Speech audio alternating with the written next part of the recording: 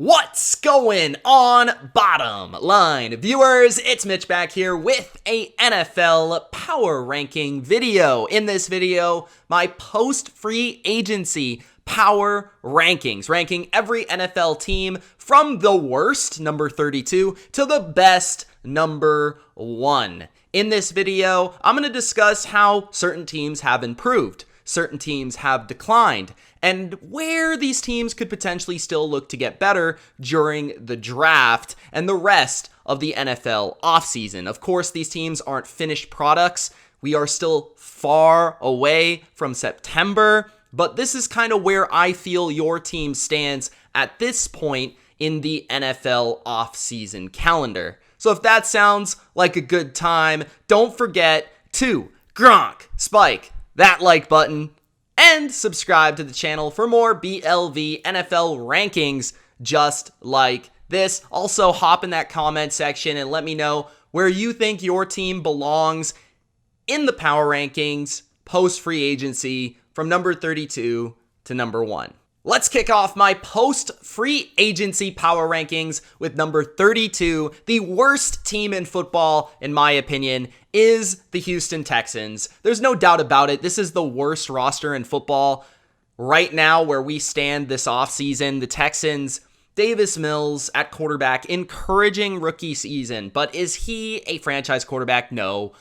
Now they have the picks. They have the assets to put themselves in a position to get their next Deshaun Watson. They can move on. It's a new chapter in Houston. That's what I'm excited for. I'm intrigued to see if they do move a vet like Brandon Cooks to a contender, or if they let him stick around and grow that locker room and grow that culture. That's what this is all about for the Texans right now. Finding those players that can build your culture on top of finding the players that are going to be a part of your solution, are going to be a part of your future. That is the Texans 2022 season to me. The second worst NFL team is the Atlanta Falcons, guys.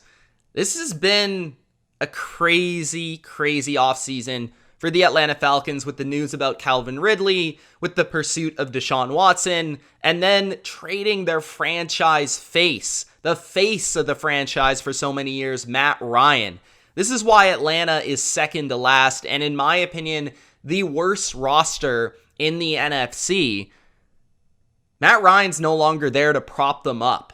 Matt Ryan was kind of taking a bad team to 6-7-ish wins every year the last 2 to 3 seasons. And they are desperate for a rebuild. There's no doubt about it. I'd like to see Arthur Smith get a chance with a young quarterback to see what he can do. Maybe they look to a young quarterback in the draft. They brought in Marcus Mariota to maybe be that bridge type of guy, but they are just lacking a ton of talent on both sides of the football. From the front seven to the receiving core.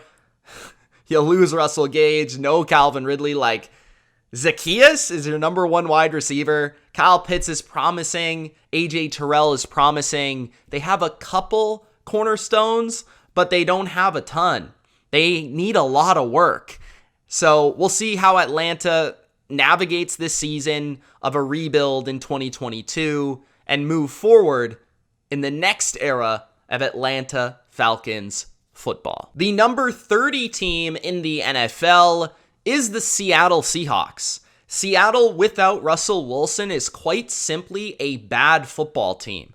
Drew Lock is their quarterback, and if Drew Lock is your quarterback, I can't say that you're going to be a very good team. I don't know if you guys watched Drew Lock. I love Drew Lock. I love his dance moves. I hope he keeps dancing. But like, Drew Lock on the football field hasn't exactly been the prettiest thing in the world, that's for sure.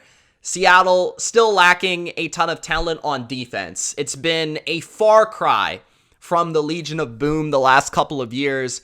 They've started to replenish the interior defensive line. Getting Shelby Harris in that trade was nice. Bringing back Quentin Jefferson. I actually don't hate some of the moves they've made this offseason, but they're still lacking a big-time pass rusher. They move on from Bobby Wagner, their leader, their heart and soul of their defense. Jamal Adams, they need better out of him. He was a bad investment. right? The corner position still lacking a little bit.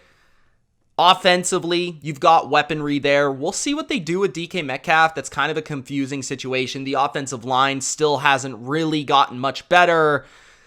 They've got a lot of questions to answer, but they do have finally the ammunition through the draft to get younger, to rebuild, and this is how Seattle, once upon a time, got to the Legion of Boom, was a quarterback on a cheap contract, building their roster through the draft. So Seattle and Pete Carroll will have another opportunity to do so. We'll see if it will pay off, because Pete Carroll's not exactly in his prime any longer, and you don't got Russell Wilson. The number 29 team in the NFL, this might be slightly surprising to some, but when you look at the depth chart of the Chicago Bears, they are missing a lot of pieces.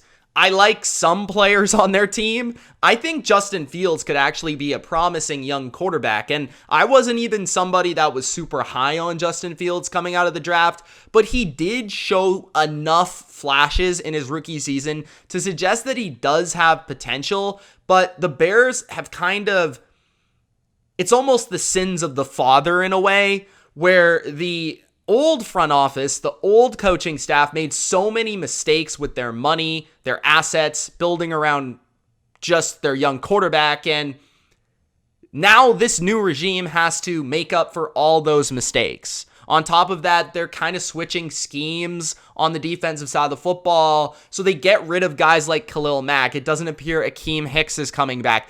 They're missing a lot of the key prime players that were really great for them. Roquan Smith is still in the middle. Eddie Jackson can still play in the back end. They've got something in Jalen Johnson. So their defense at every level has a playmaker. Robert Quinn, he's getting older, but he can still play. Offensively, they don't have much. Darnell Mooney is nice, but is he actually a consistent number one? We have really yet to learn that. Cole Kmet, I'm not sure if he's the future at their tight end. David Montgomery's a running back. He's good. He's a running back, though. The offensive line, missing a ton of pieces and rebuilding. So they just don't have a ton of talent, and period. They don't have the elite players they used to have, especially on the defensive side of the football. And now you're kind of going to be skipping a year of Justin Fields, of what you could possibly see of what he is. Now, I don't even know if this coaching staff, really believes Justin Fields is their guy for the future. So that's also going to be interesting to watch from the outside looking in. I think he could be, but we're not really going to know based on the team that is put around him at this current moment in time. So the Bears are going to have to do a very good job of restructuring their team and building through the draft and building young with this new front office. The number 28 team in the NFL is the Carolina Panthers. The Panthers, they have major question marks in the most important areas on a football team. The quarterback position. Sam Darnold is their starter currently. Sam Darnold was one of the worst quarterbacks in the NFL last year. It was embarrassing in moments. On top of that, Matt Rule is being heavily questioned as their coach. And I wouldn't be surprised if he didn't last much longer. On top of that, the rest of the coaching staff is a huge question mark. I mean, they brought in Ben McAdoo, of all coaches, to be their OC. They do have players, like they have some skill talent. DJ Moore, Christian McCaffrey. Even some of their moves on the offensive line, like Austin Corbett, wasn't a bad move whatsoever. Defensively, Brian Burns is a stud. Chin is a stud. I really like Derek Brown. I really like J.C. Horn. But these aren't players that are going to win you a ton of games because they're not at the primary areas that make major difference in the NFL. So the Panthers are just missing that big-time quarterback. They're missing a coach that I can rely upon, and they are still restructuring that offensive line to protect whichever quarterback they decide to go with. We'll see what they do in the draft, but it does feel they might go young at that position and try to continue to rebuild this team from both sides of the football. The Panthers, though, I could see taking a step back and having a pretty down year this year to put themselves in a position for a franchise quarterback maybe in the future, because I think they realize they went the Sam Darnold route. It's not a quick fix. They need a long-term fix. So that's what they're waiting for. My number 27 NFL team post-free agency is the Jacksonville Jags. Jacksonville has added some nice players through free agency, specifically on defense. I think Aluakon and Darius Williams were nice additions who are basically just entering their prime. And I do like those additions for the second and third levels of their defense. They need to find another pass rusher, which comes really through the draft probably. And then offensively, I just don't know if they've done enough for Trevor Lawrence here. Trevor Lawrence did not look good in his rookie season. You need to build his confidence. The offensive line is still kind of in ruins. The receiving core, you add Christian Kirk, but you also lose DJ Chark, who had a little bit of a rapport with Trevor Lawrence. You do get a first-round pick back this year. Travis Etienne will be healthy, so hopefully that helps. The biggest thing that moves the Jags for me is Doug Peterson. I just think his maturity, his experience, and the fact that he's actually an NFL coach will make the Jags more respectable. And you can sell me on a Trevor Lawrence jump this year, which is why I could see them being a surprise team. But I still think they lack a lot of talent on both sides of the football to be able to be a competitor in a very difficult AFC. My number 26 team in the NFL, I'm a lot higher on the Detroit Lions.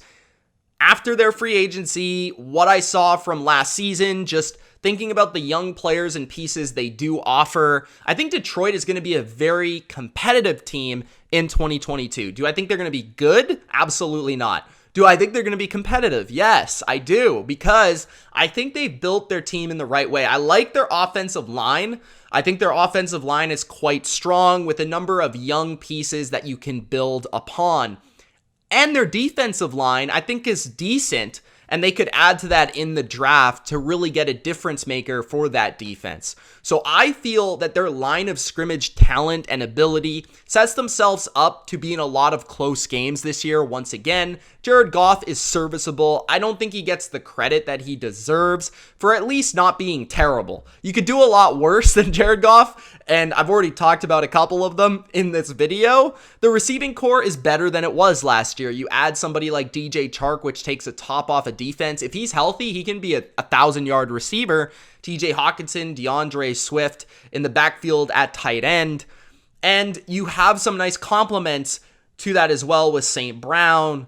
And then you bring back Khalif Raymond. You've got Josh Reynolds. So I think the offensive skill talent, just by adding somebody like DJ Chark and hopefully staying healthy, is going to be a lot better and a lot more competitive. Defensively, I think you will improve with some of your younger players, especially in the back end, growing and getting a little bit better and more mature.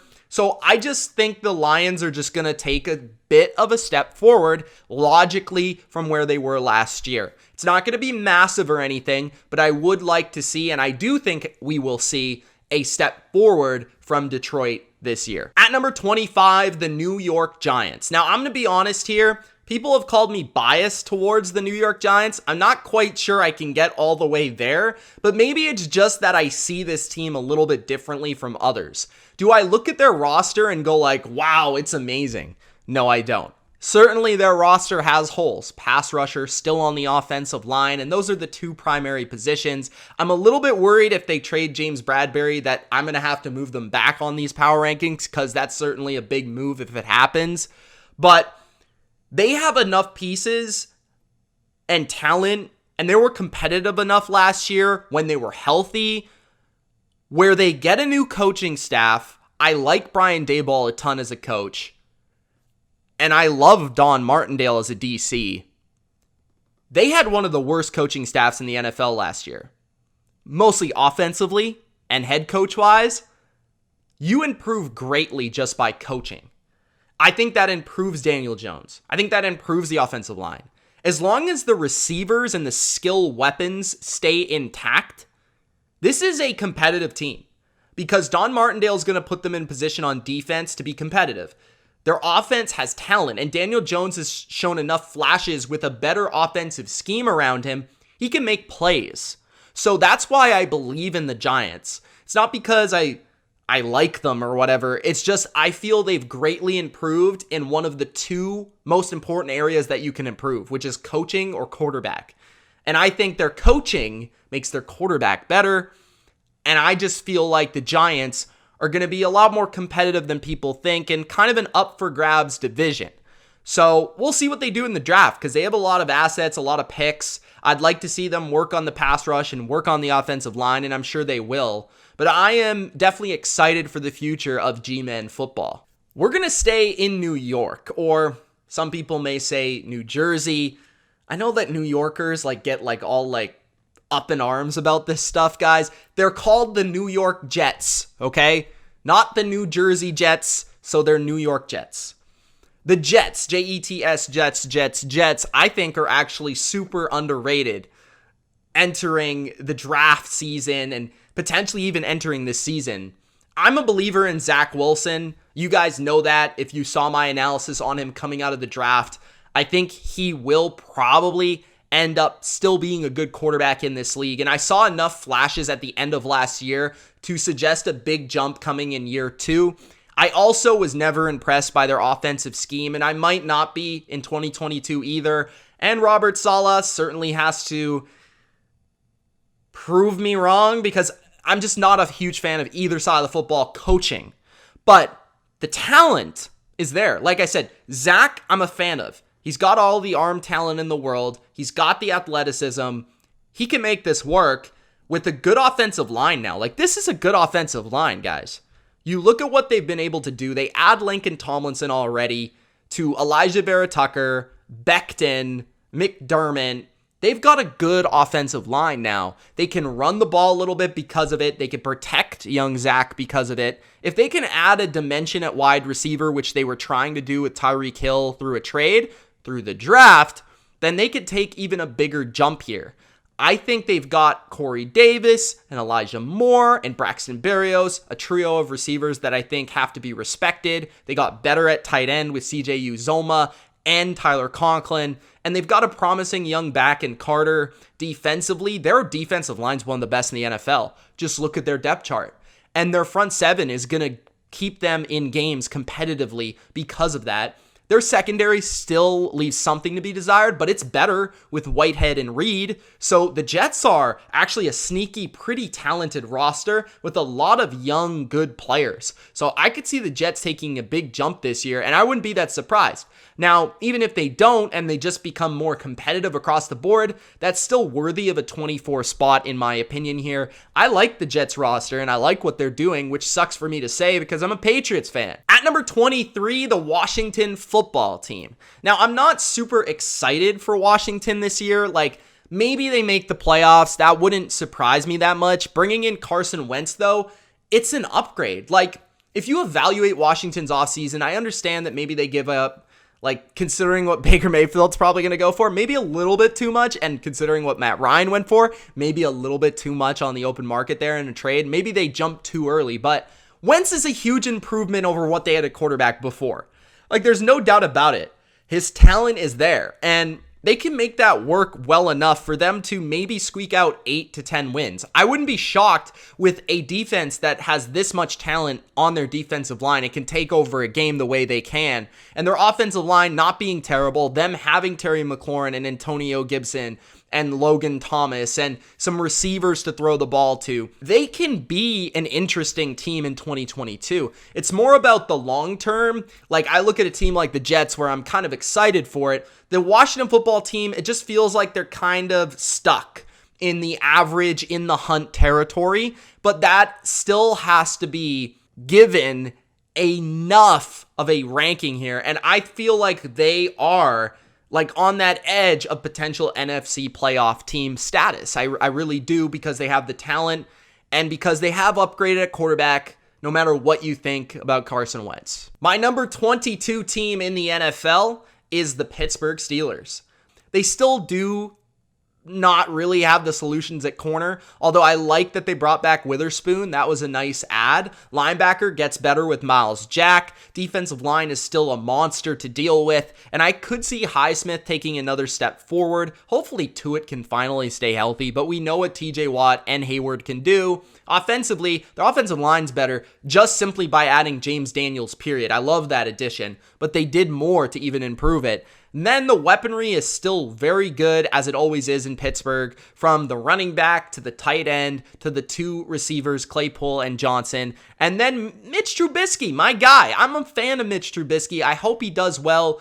I think he can do well if the defense does their part and he's put in a position to be sort of a game manager with a little bit of athleticism. Then he could do his part, as he did in Chicago, to put this team in a position to win some games post Ben Roethlisberger. So they're still going to be competitive. They have a good head coach, but they're in a very difficult division. So it's tough to balance for Pittsburgh, but I wouldn't expect a bad team. I just wouldn't expect a good team either. My number 21 team is the New Orleans Saints. The Saints are tricky for me because I respect what they were able to do last year despite the lack of quarterback and despite some injuries to guys like Michael Thomas.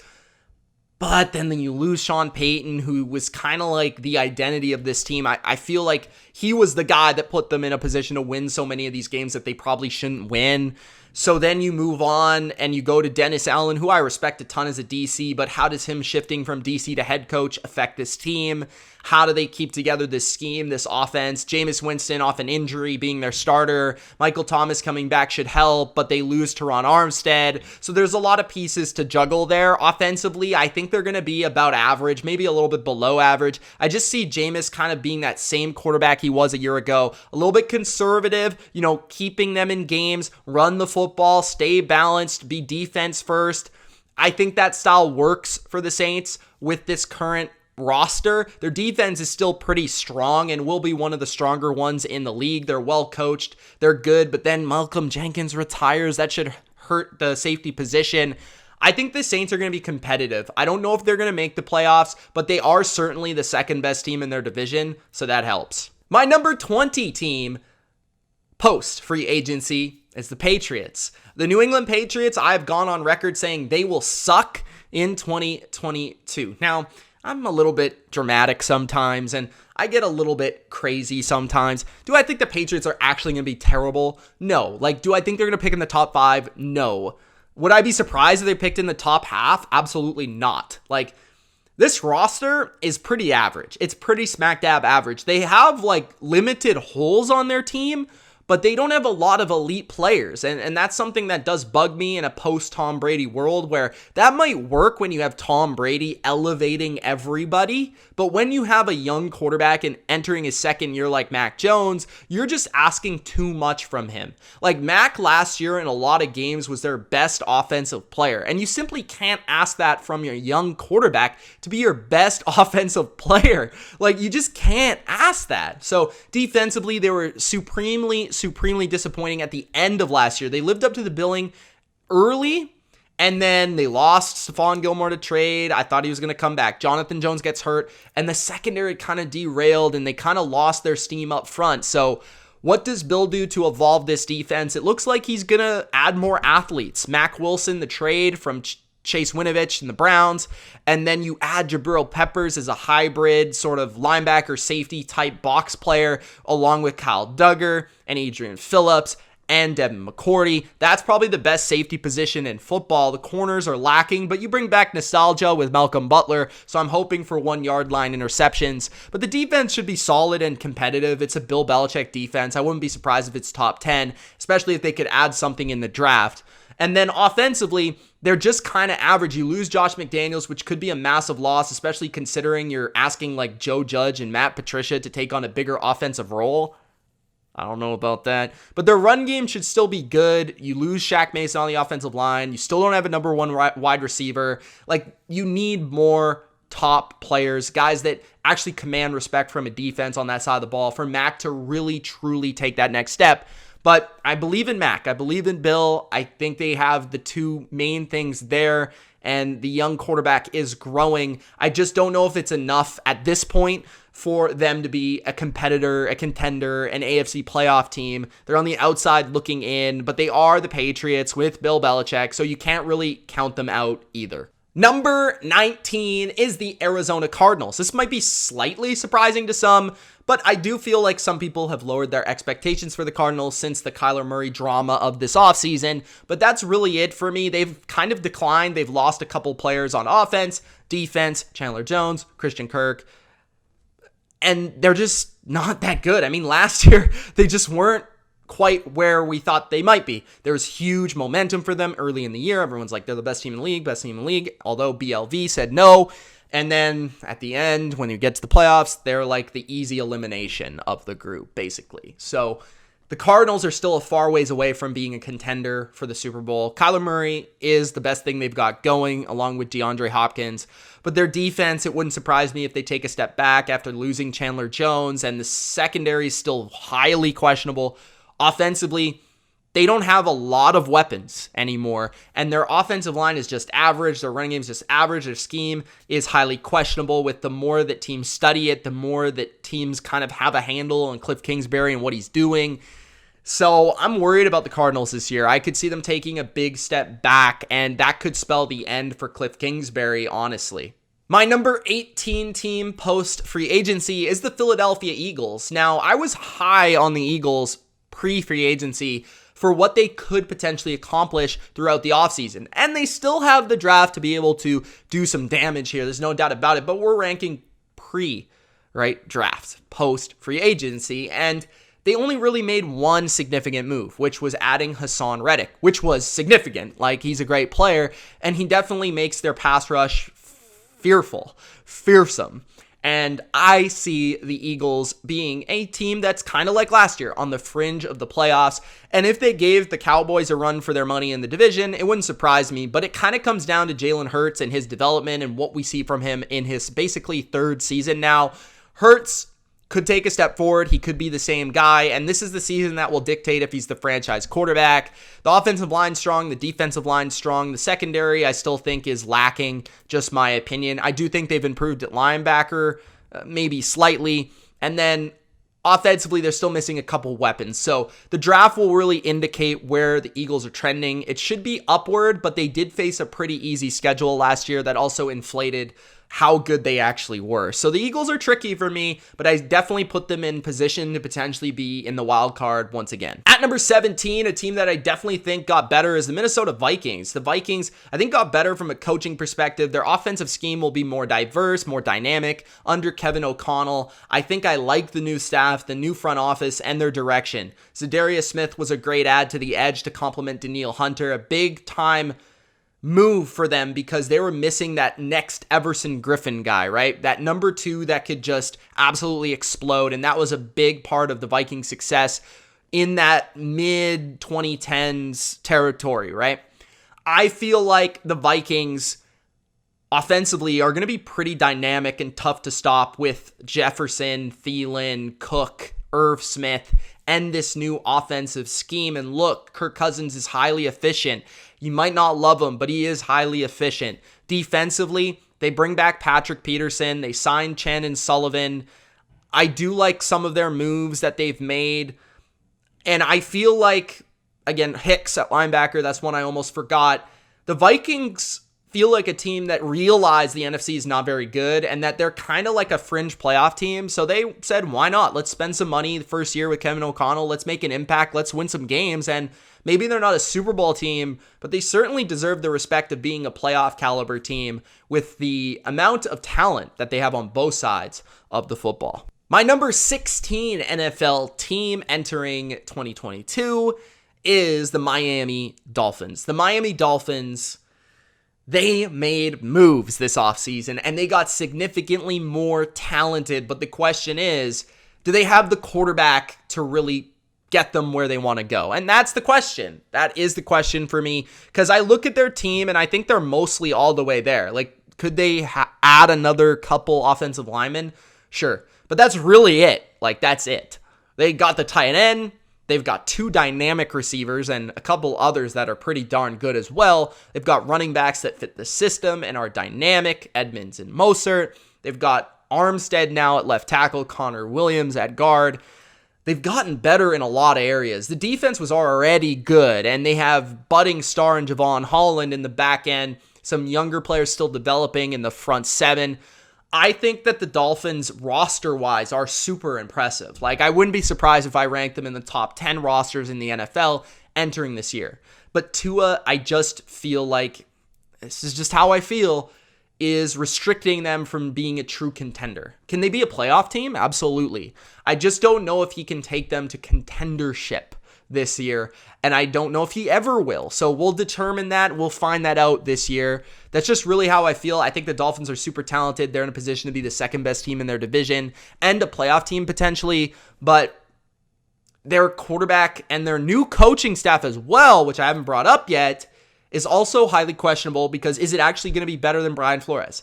Well, they've got a better team. They've got a better roster, and they've got a lot of players that work for Mike McDaniel, so it should be better, but I don't know. Brian Flores, I liked him quite a bit. So the Dolphins, they just are tricky for me. I think if they had a more solidified coach-quarterback combination, I'd definitely be more confident in them, but my confidence is a little bit shaky with them right now. My number 15 team post-NFL free agency is the Dallas Cowboys. Certainly dropping a bit are the Dallas Cowboys, who lost pieces on defense, Randy Gregory, pieces on offense, Connor Williams, Collins, and Amari Cooper, and a lot of impact players on both sides of the football.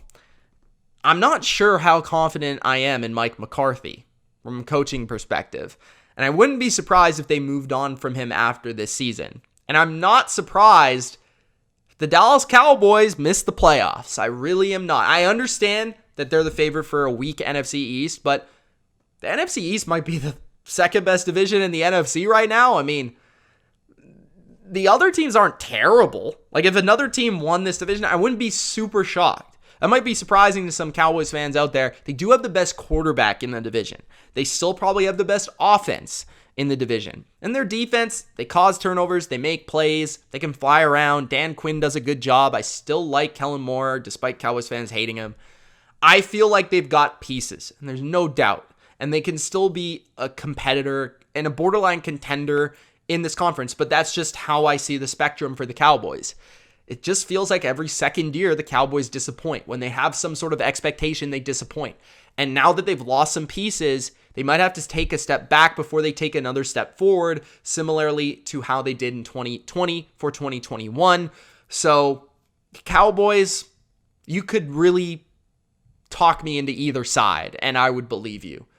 That's why they're at number 15. My number 14 team post-free agency is the Tennessee Titans, which might seem a little bit low for the team that finished as the number 1 seed in the AFC. Despite some injuries and some craziness, Mike Vrabel did a once-in-a-career type job with that team last year, and I really respect him as a coach, but is he going to do that again? Probably not, especially considering this AFC. And that's the crazy thing. The AFC was somewhat decent last year, but nowhere near to what it could be this year, just in my opinion. The Titans are going to be solid, they're going to be competitive, and they do benefit from the weak AFC South, but they don't have the quarterback that some of these other teams do have. Tannehill is kind of an average AFC quarterback. Their offensive line has certainly lost some steam for me with some of their starting players departing in free agency. Julio leaves, Robert Woods comes in, Austin Hooper comes in. That could be an upgrade, and if A.J. Brown stays healthy and actually is on the team, I know they're working towards an extension, but I've also heard things about trade rumors too. Derrick Henry, can he continue to be a monster? We'll see this year. Defensively, they're solid. I think maybe above average a little bit, but we'll see how those young players develop in the back end in that secondary. I could see them making the playoffs again. There's no doubt about it, but I wouldn't put them in that contender area, which is why maybe I'm not super high on them in my power rankings, because I don't quite see the potential existing with the Titans like some of these other teams. So that's why they're at 14. At number 13, the Indianapolis Colts. So the Colts, I don't know if they're better than the Titans, but they do feel a little bit more exciting this year because they do have Matt Ryan. And Matt Ryan, similarly to Matthew Stafford, is a quarterback who's been around for a while, But now he's on a new team, so it makes him way more interesting and way more exciting, just inherently. And I think everybody's rooting for Matt Ryan, who's respected and seen what he's done throughout his career, including myself. So Matt Ryan has a new chance on a new team, on a much better team. And I think Matt Ryan is a perfect fit for what Frank Reich wants to do. I think they're going to run the ball well with Jonathan Taylor behind that offensive line. I think that offensive line keeps Matt Ryan clean, which allows him to use his best traits. His ability to move the pocket, his ability to throw accurate passes from a clean pocket, his ability to slightly extend plays but not have to run around and escape massive sacks and pressure all the time, and then just be able to go through his reads and his decisions and make the crisp right throw. And I think Matt Ryan can make them that AFC South favorite because of that. He's an experienced, mature quarterback who's maybe not what he used to be, but he's still good, and I think he's a massive upgrade from Carson Wentz in between the ears. Defensively, I think they've gotten a little bit better thanks to getting Yannick Ngakoue on the defensive line. I think he's a perfect fit for what they do on defense. Gus Bradley, I think, is just as good of a defensive coordinator in what they lost with Matt Eberflus, who they both run a similar style. They both have that energy to them. The back end is still concerning a little bit, but they're more about that front seven, and I think they still got a good one. So the Colts, I would like to see make more aggressive moves to get better at receiver and to get better at secondary cornerback specifically, but they're good and they're very well coached. And now with Matt Ryan, I just think they're going to be more consistent. So that's why they're here at number 13.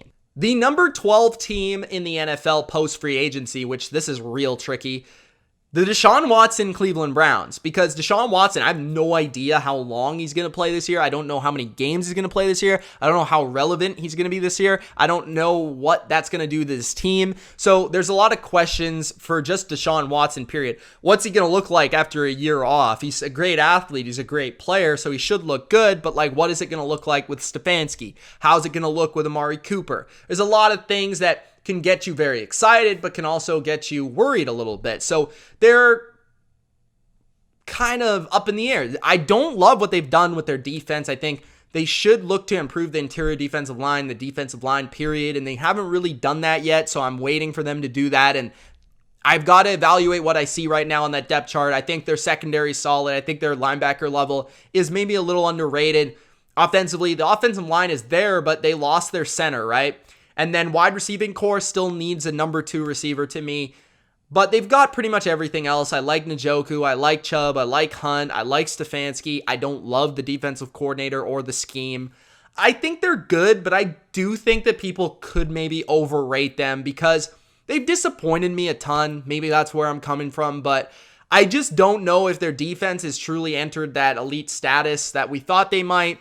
And their offense just lacks a lot for me in the passing game right now. So I need to wait for those things to come true for me to rank them inside the top 10. But I certainly see potential with how Deshaun Watson can elevate this team and take them to where they want to go. The number 11 team in the NFL post-free agency is the Green Bay Packers. I've got to respect Aaron Rodgers as the back-to-back MVP. I've got to respect Matt LaFleur, but just to me, their roster, their team is not top 10 status right now. Sure, they can compete in a bad NFC, but until I see what they do in the draft, I can't put them inside the top 10. They don't have a receiver to speak of. I mean, Allen Lazard's a number 3 at best. They don't have a number 2. They don't have a number 1. They got rid of their second best player.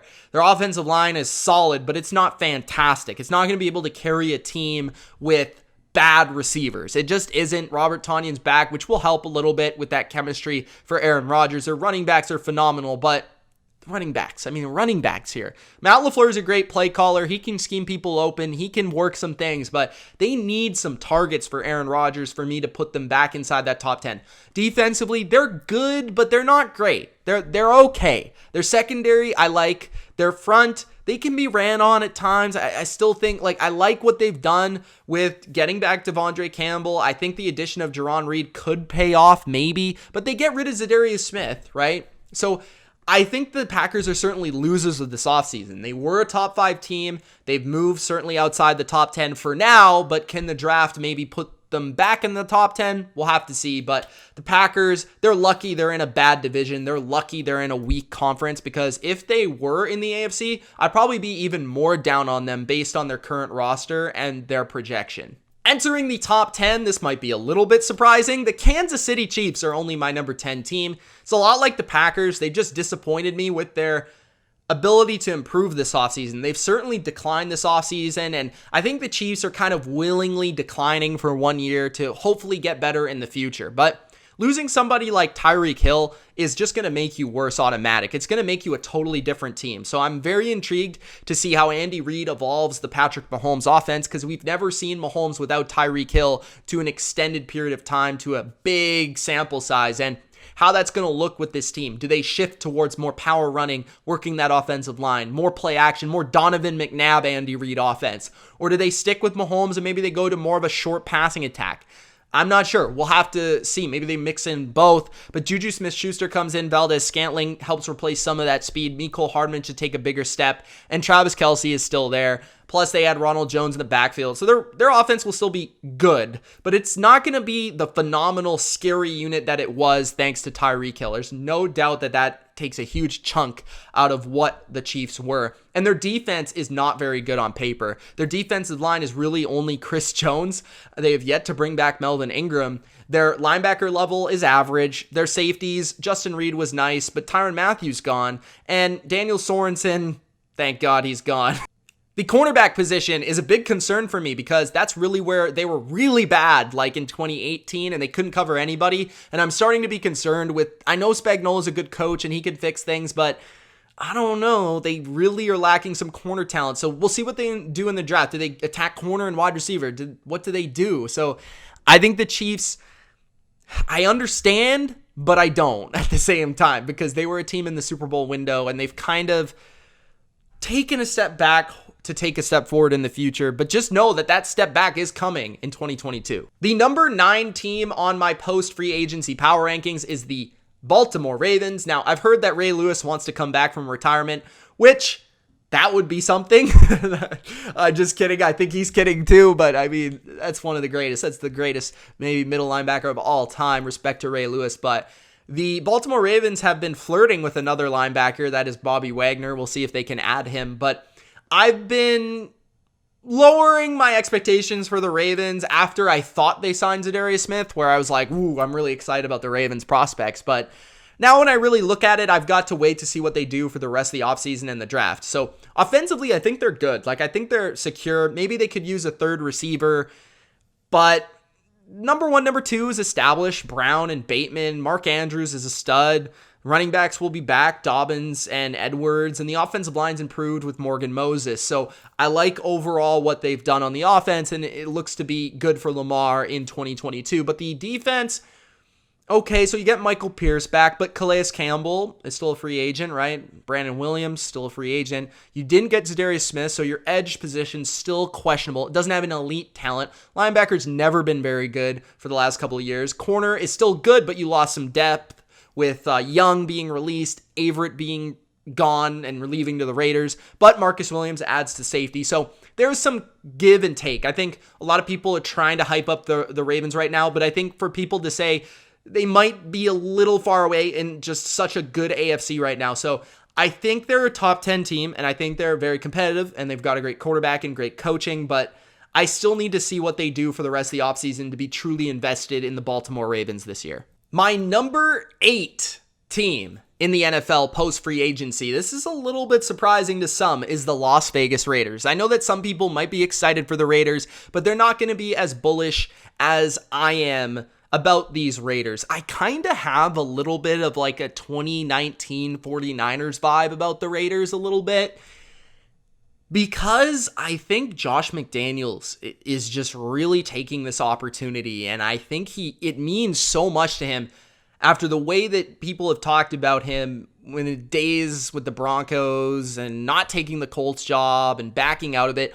I think he wants to establish right away that he is a really good coach, and while I know that, I do think there are some doubters out there that are kind of holding back what they might actually think the Raiders could be this year. You look at the Raiders and that Josh McDaniels, Derek Carr partnership could potentially be extremely dynamic to the point where they're an offensive juggernaut. Like, I look at Derek Carr as a quarterback that's perfect for this system.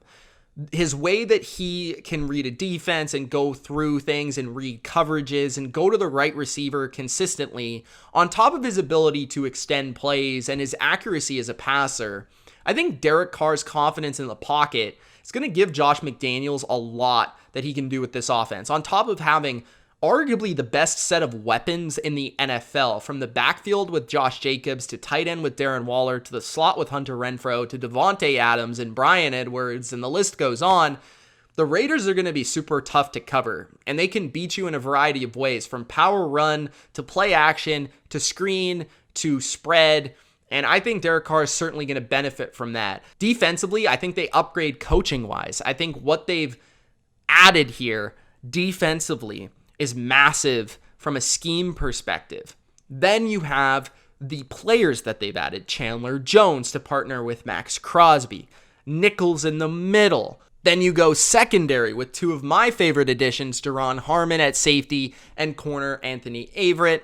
So you have a lot of now playmakers on defense. Jayon Brown is one of my favorites too at linebacker. They've upgraded every level of their defense for me personally, especially in the depth of their defense, which is super impressive. Offensively, they're a lot more dynamic. And yes, their offensive line could still use an upgrade, but I could see McDaniels just improving that offensive line with a lot of young pieces through coaching and development. And then at number one corner, I'd like to see them add somebody like a Stephon Gilmore, but it's not like they're desperate for one due to the depth that they offer at that position. So the Raiders are super talented. I love the direction of their coaching staff, and I think their quarterback is about to have a really good year in this offense. So I think the Raiders are a lot better than people want to actually think. My number 7 team in the NFL post-free agency is the Denver Broncos. The Broncos are one of the most difficult teams in the NFL for me to rank, and the one that I often feel I've been kind of wishy-washy about. I've kind of been back and forth all over the place, and I can't seem to put a stamp on where I really feel they're at. But the Broncos, when I just take a step back and I see Russell Wilson on a team with a lot of talent on defense, 2 great pass rushers, a good interior defensive line with DJ Jones being added, corners like Patrick Surtain and Simmons at safety, and now you get Quan Williams at corner, and you still got Ronald Darby at corner, and you've got an offensive line that I think might be a little underrated, but it's solid across the board. They added 2 capable right tackles in Compton and Billy Turner. And we know the left side's pretty good already. Javonte Williams, I've been saying all offseason, budding star at running back. Jerry Jeudy's a great route runner. Cortland Sutton's a good jump ball guy. Tim Patrick's consistent. Hamler's got speed. Like, sure, the coaching, I'm not sure about. But I think this team is talented enough on both sides of the ball where as long as the coaching is just replacement level, they're going to be really good. Like, really good. And I think Russell Wilson's one of those guys where he kind of like has the honeymoon phase where I feel like he's just going to be all in at the start and he's really going to elevate this team. And he's a winner. Like, he just makes everybody better.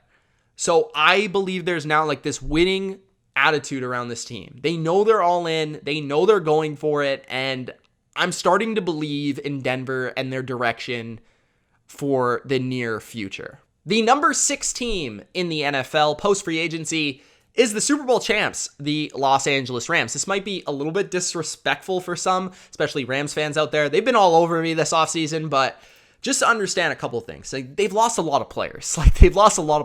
Lost their left tackle. They lost their edge rusher, Von Miller. They've lost starting cornerbacks. They've lost, well, right now, Robert Woods and Odell Beckham.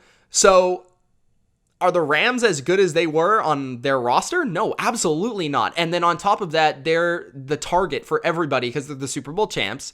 They're not going to take people by surprise this year with the whole Matthew Stafford offense thing. So there's more film on that stuff to know how to slow them down and attack them and things of that nature. On top of just being, kind of fat and happy because they won the Super Bowl. Like, those things are real. The Super Bowl sort of let down after you win. It's very hard to repeat. So all those things are factoring in with my ranking here. I think the Rams are still a top competitor in a weak NFC, but they certainly are not as talented or good or strong as they were last year on paper. So we'll see how the Rams look in 2022. Don't get me wrong, they're still a playoff team, and they're still really good and have a chance to win their division, but they're not what they were, and I certainly expect them to take a slight step back, at least when it comes to their playoff success in 2022. Entering the top 5, at number 5, the Cincinnati Bengals. The Bengals with Joe Burrow, they have this new swagger and confidence of a new generation of Bengals football that I feel like is here to stay. As much as people want to suggest that the Bengals are going to come back down to earth because they're the Bengals and that was a Cinderella story, a surprise story, I believe enough in Joe Burrow. I believe now enough in Zach Taylor. And what they've got going on there, I actually think their front office has been pretty darn savvy over the last 2 to 3 years, to the point where I have confidence that the Bengals are going to remain a competitor and contender in this AFC. Are they going to go to the Super Bowl? Probably not, but they're going to compete. Their offensive line is better. I like what they've done there with Ted Karras, Alex Kappa, and Collins. 3 upgrades, and then offensively, they've got the weaponry. They can attack you. Joe Burrow's probably even going to get better this year. Defensively, they might be deceptive in how good they are. I think they're pretty good. They're not great, but they're certainly solid, and they're going to add in the draft. So the Bengals are a good football team, and I wouldn't sleep on them just because they had a kind of Cinderella-like run. They're good. They're legit. My number 4 team in the NFL post-free agency is the San Francisco 49ers. I have so much faith and belief in Kyle Shanahan, and I believe that he is going to put his team in position, no matter who the quarterback is, Jimmy G or Trey Lance, because it could still be Jimmy G, which is a weird conversation, right? Because I feel like if I know it's Jimmy G, like right now I know it's Jimmy G, they're a lot more safe for me as a projection. Maybe they're not the Super Bowl team that they could be with the high end of Trey Lance, but they're a lot more reliable to me, right? But the Niners with Shanahan, they're going to be good. I think they're probably going to win their division. They've got a great group of talent on both sides of the ball. I love what they did adding Charvarius Ward, a legit number 1 corner now. They've got a great depth on the D-line still. They found a way to replenish it in a unique way. They got Kerry Hyder back, who had 100 sacks for them 2 years ago. I didn't even see that move, but losing DJ Jones, losing Arden Key, you would think they would get worse. They actually probably just as good, if not better, with some of the guys that they've added and gotten back and things of that nature. Offensively, they're dynamic, and I'm intrigued to see if Trey Lance or Jimmy's the guy, but regardless, they're going to be good on offense. They're good on defense. They've got strong coaching, one of the best coaching staffs in the league, and I think they're going to be really darn good this year. There's only one NFC team that I think is better. The number 3 team in the NFL post-free agency is the LA Chargers, and I understand that people don't want to believe in the Chargers because they've let you down so many times in the past, but this Chargers team is different. They've got Justin Herbert, who is so good. And I am so puzzled why people were wondering why I put him in the elite category. He is elite. Absolutely. The guy is a difference maker and a specimen out there on the football field. But Brandon Staley, I believe in. I understand that people got rubbed the wrong way because of his overly aggressive 4th down philosophy. But hey, he's a good coach, especially on defense. And I think this defense is going to show out this year. Adding Khalil Mack, adding JC Jackson. They have a ton of talent on defense in the passing game. Now they've upgraded their run beef up front with guys like Sebastian Joseph Day.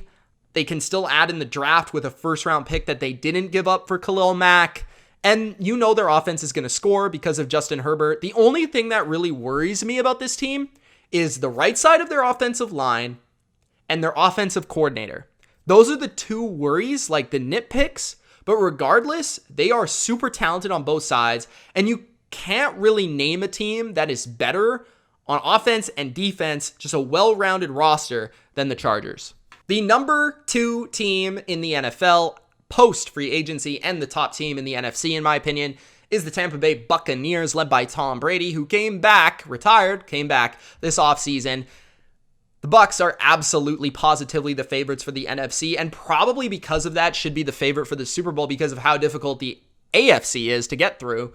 But look at their team. I mean, I understand I'm not a Bruce Arians guy, but like Byron Leftwich stuck around. That's huge. Todd Bowles is still there. So their coaching staff is intact. Another year to build upon this chemistry that they've been building and that they won a Super Bowl with. And really, they could have won a Super Bowl last year. It went down to the last drive. They were beat up. They had no receivers. Like Chris Godwin was out. Antonio Brown took his jersey off, left the Jets game. Like there was so much craziness. Tristan Wirfs was hurt, the best right tackle in the NFL.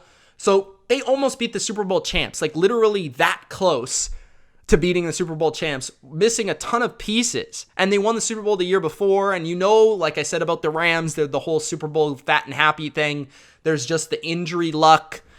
So Tom Brady's back, and he was arguably the best quarterback in the NFL last year. They have maybe the best, 1-2 wide receiver duo, Evans, Godwin playing at the peak of their powers. Russell Gage is a fantastic add. Gronk should be back. Fournette is back, which I think is big. He's very reliable for them and electric for them and almost a leader for them. Their offensive line, they get Shaq Mason, even though Ali Marpet retires. Shaq Mason was the absolute perfect replacement. So their offensive line is still very elite. Their defense is good. I don't know if it's going to be like what we expect from a couple years ago in their Super Bowl run. We'll see about that. Like their secondary could take another stride forward, but it was kind of up and down last year, and I think that was because of the issues with injuries.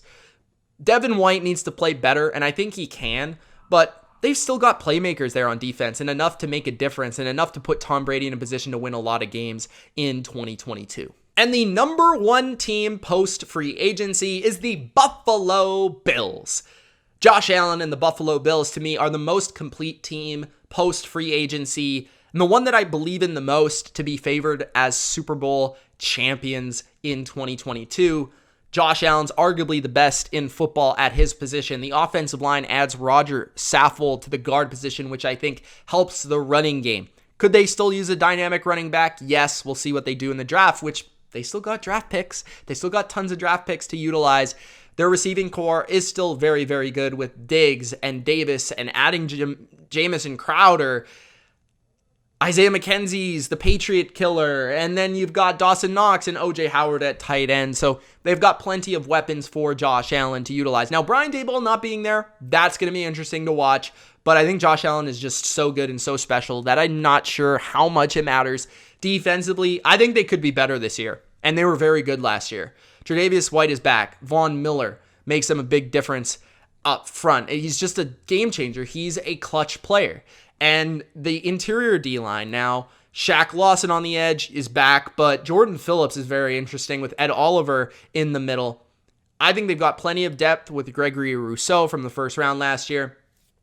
Matt Milano's a great linebacker, like Hyde and Poyer. Like the defense, I think, is going to be top 5 in the NFL, and you've got arguably the best quarterback in the NFL. And when you have that mixture, you're a Super Bowl team, and you can't even deny that. So the Buffalo Bills are the best team in the NFL post-free agency for me. There it is, my post-NFL free agency rankings. Let me know yours in the comment section below. Appreciate everybody watching. Gronk, spike the like button, subscribe for more, and we'll see you in the next vid. Peace!